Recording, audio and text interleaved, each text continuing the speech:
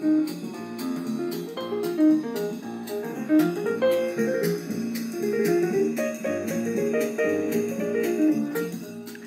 following is a Comfortably Zoned Radio Network production.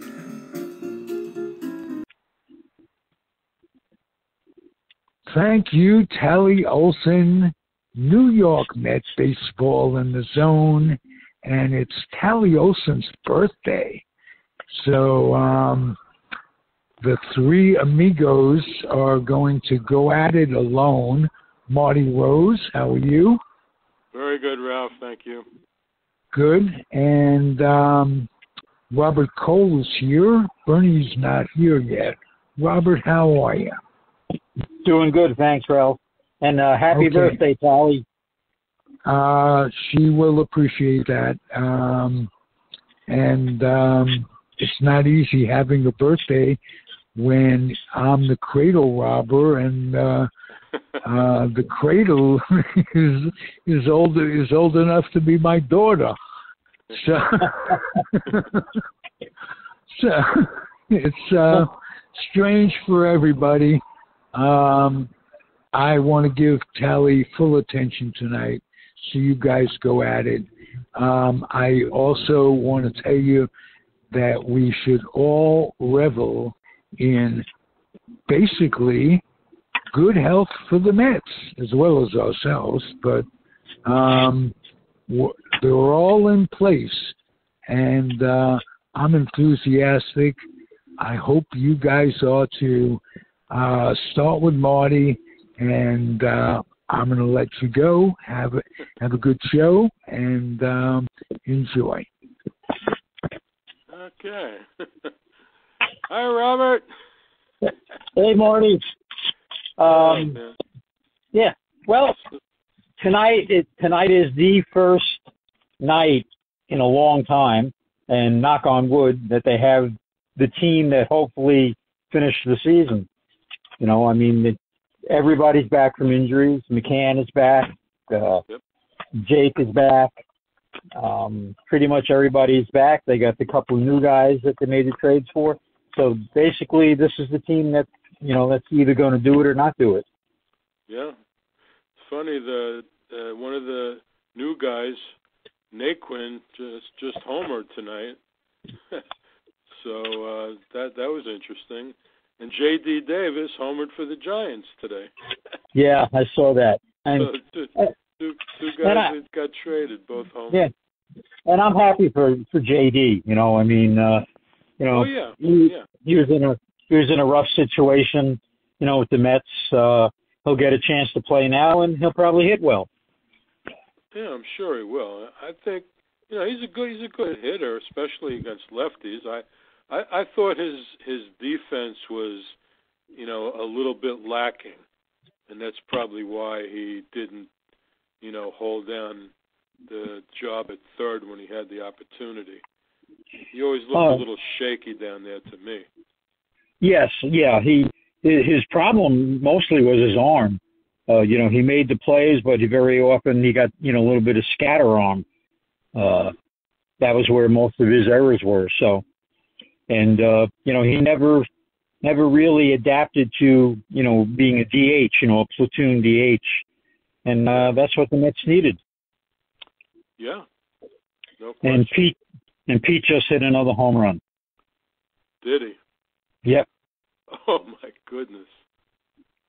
Unbelievable. Mm-hmm. Boy, and he's really in a groove. He is. Yeah.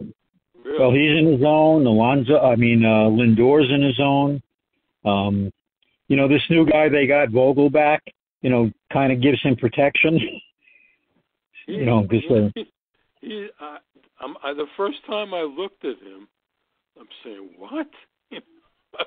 This guy is huge. You know, and then what was it, yesterday? He had a grand slam, was it? I think it was yesterday. Yeah, yesterday. And every game he's started so far, he's been on base, I think, twice. You know, either with hits or walks or a combination. So, you know, he's doing exactly what they want.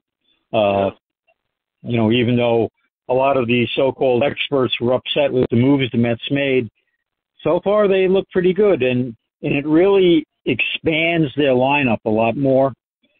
Have been able to use Naquin in the outfield instead of McNeil. You're able to use Guillaume, as a platoon at third, and it kind of expands the lineup and gives Buck a few more things, to play with. Oh yeah, absolutely. Yeah, the only thing they really didn't do anything for is the bullpen. This guy Givens got into the game the other day and he got bombed. He got torched. Yeah. Up. Oh my. Yeah, he got torched. Yeah, all right, they got May back, which is good. I mean, but he's okay. But I guess when you're talking relief pitchers, you got the closer, and maybe you got an eighth inning guy. Vogelback just went back to back. Oh my goodness! Wow! And this guy Wright was having a terrific year prior to today. The pitcher for the Braves. Wow. But anyway, what I was saying, I guess all bullpens are similar. Once you get past the closer and the setup guy, everybody else is a crapshoot, basically. Yeah, and the only really valuable reliever that changed hands was David Robertson, going from the Cubs to the Phillies. Yeah, I agree. That was a very good pickup for the Phillies because their bullpen is notoriously bad. Yeah, and then they wound up DFAing our old friend Familia. So, somebody will eventually pick him up, probably. Yeah. But that was it. There was only Robertson was the only reliever really to change hands of any great consequence. So, apparently everybody out there, the Mets were looking for a lefty, and Billy Epler, the GM, said that everybody wanted way too high a price. Yeah, I could see that. Yeah, you don't want to get burned in a trade. That's for sure. No, and they made up their minds that unless it was a really big deal, they weren't going to get rid of any of their top prospects. So they kept everybody. The couple of deals they made were for mostly low level, minor leaguers, and they kept everybody. Yeah. Which a lot of people are yelling about wanting to make a trade for Contreras, the catcher from the Cubs. And I was hoping they didn't make it, and I was happy they didn't make it. Bringing a new catcher in at this time of the pennant race, and is very difficult, especially with the Mets pitching staff. Yeah, for sure. Their starters right now, man for man, could be the best in. Well, if not the best, in the top 2 or 3 rotations in all of baseball, I think, because every guy they put out there now, out of the 5 guys, you got a chance to win every night. Yeah. And actually, as starters, I mean, now they go 6 deep. With Peterson being the odd guy out, he'll pitch a couple of times with the doubleheaders coming up. So he's going to pitch one of the games on Saturday, they said.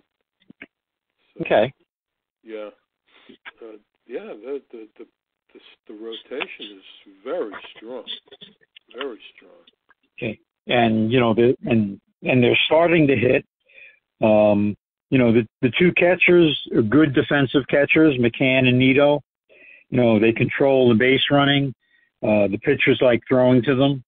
And with the Mets lineup, their lack of hitting should not hurt. No. I want to say something about Nito here. This guy, with all the injuries, he has come up huge.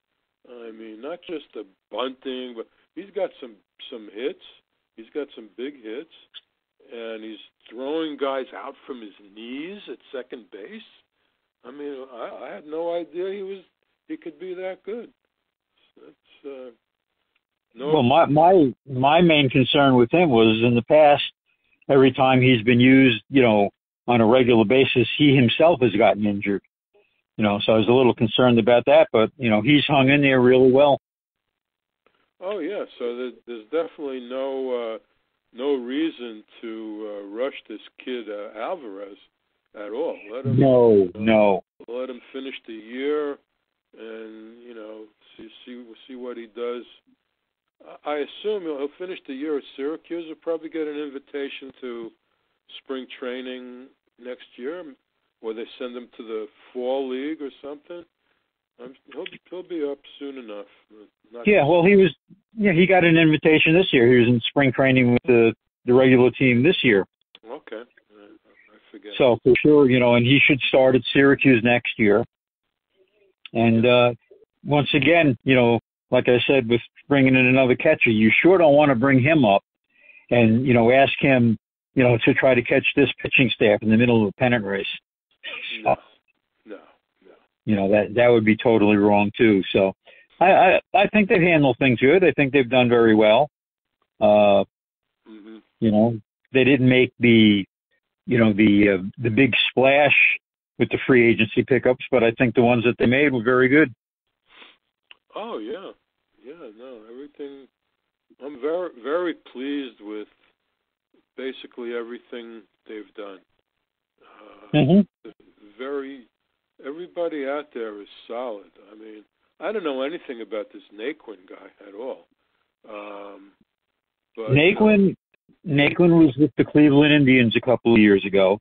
Very, very good hitter.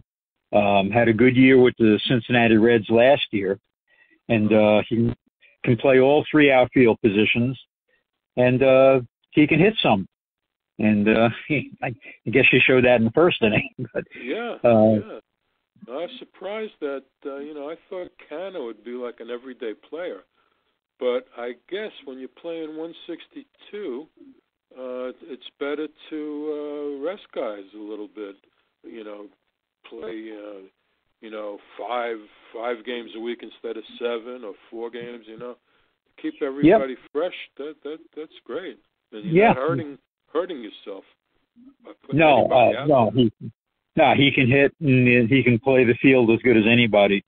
He replaced Jankowski. Jankowski was a great fielder and a good runner, but he couldn't hit. So. Right. Nice. Very good. Yep. So Yes, go ahead. No, I was going to say they've got 5 games. They've got 9 games with the Braves.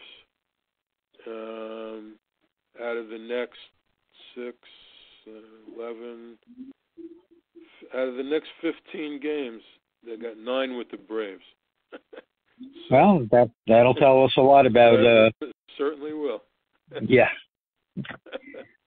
So I think we should. I don't know what happened to Bernie tonight. Maybe he's not feeling well, or I forgot. But so I know Barbara caught what he had. So. Oh.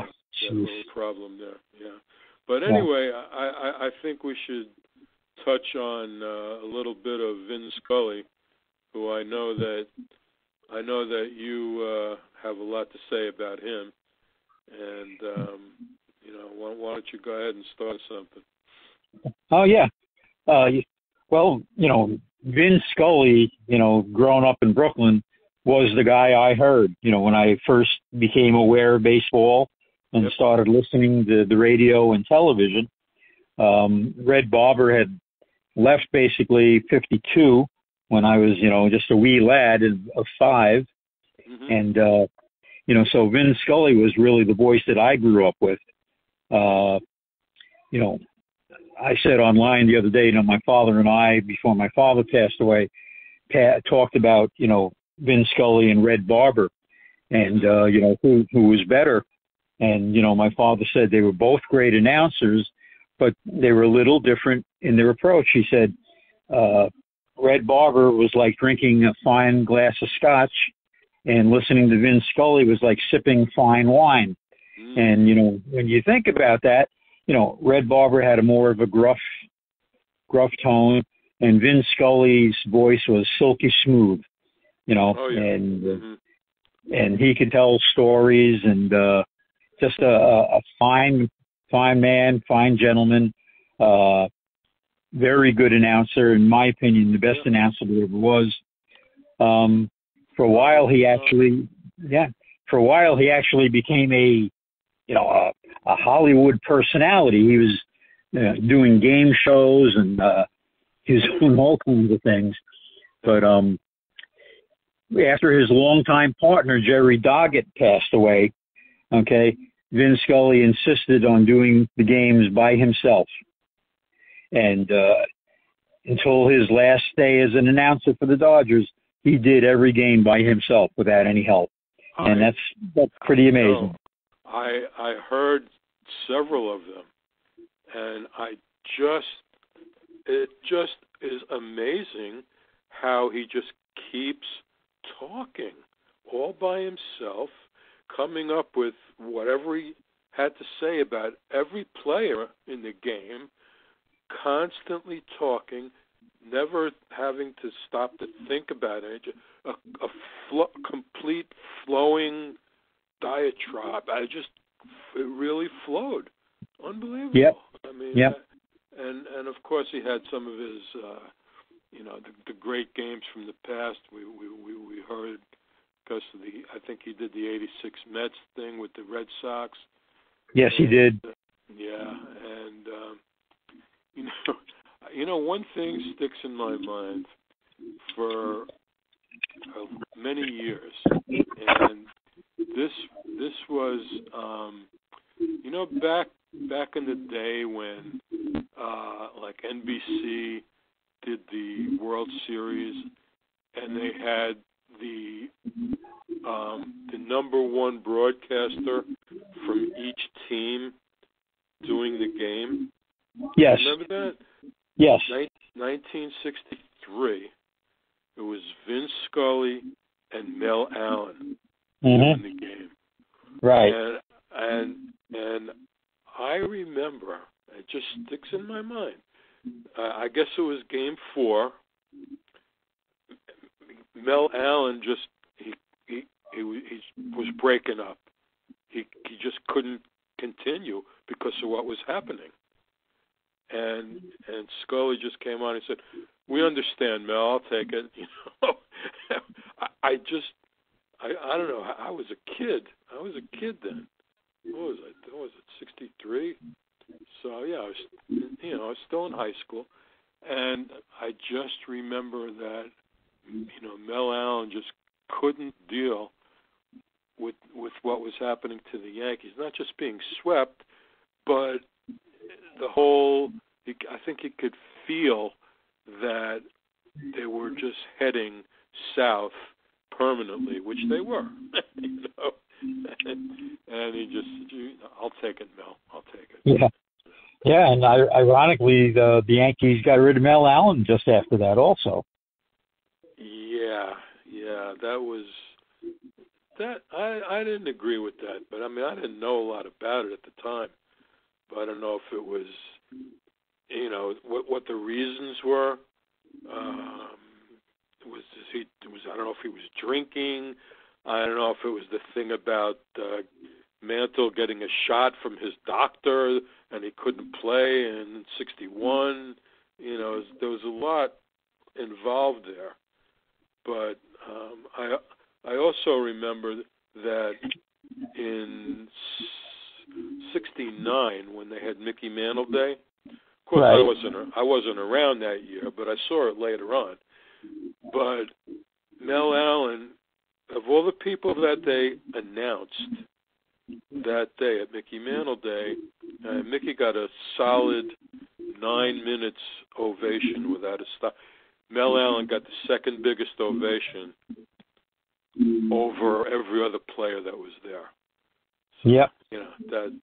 That's how much they appreciate, the top guys in the broadcast booth. Yeah. I mean, going back to 1955, Okay, and we were both wee little lads then.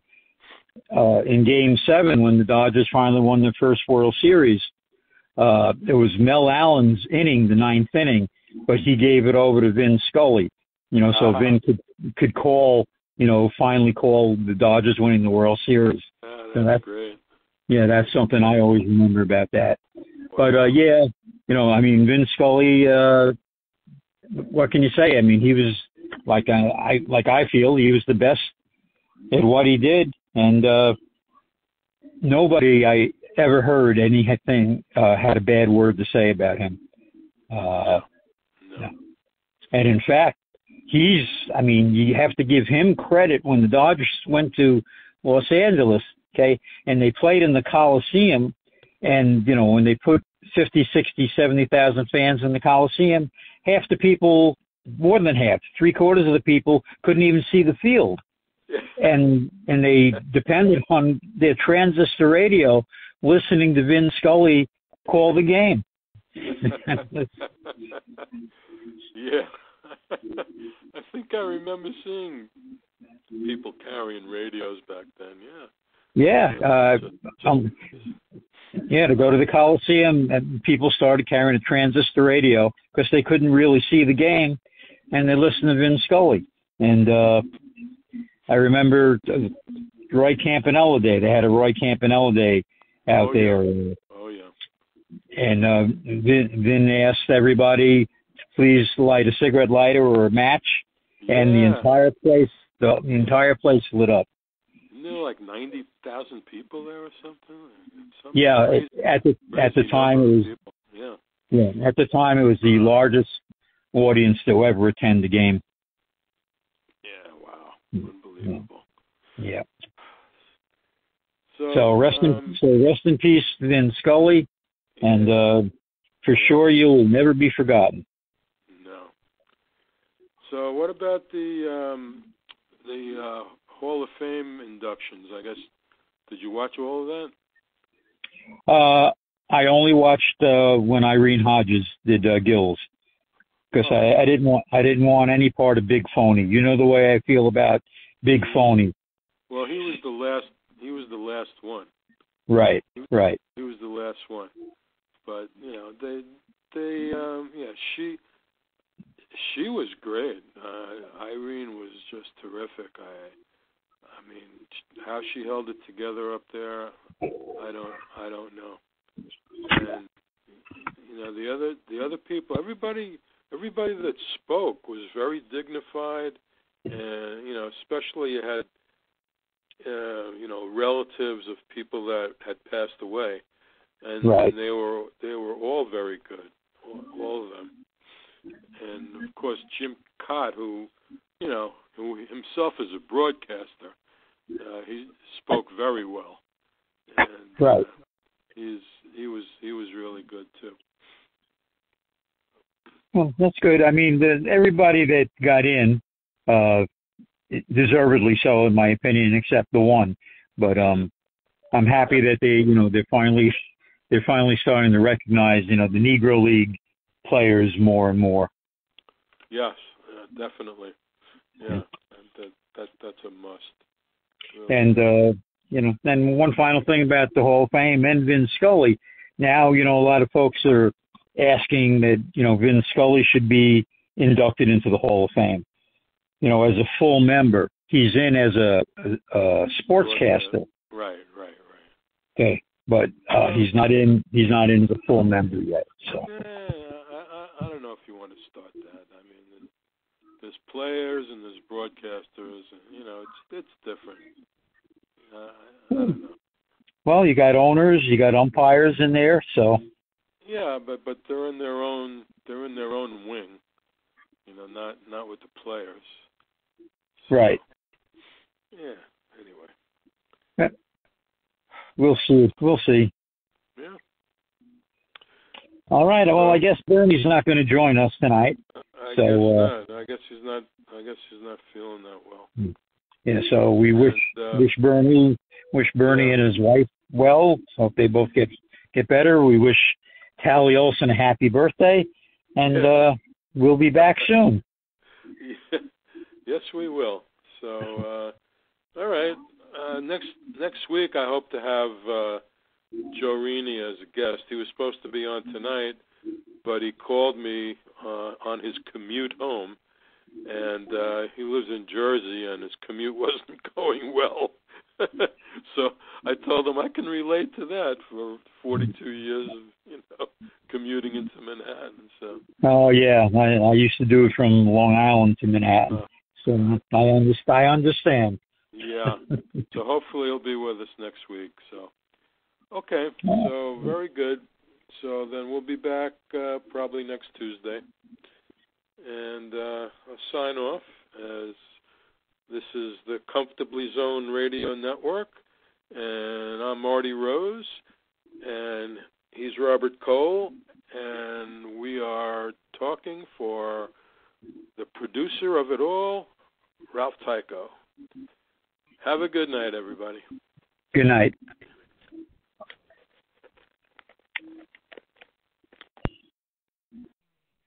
The proceeding has been a Comfortably Zoned Network production.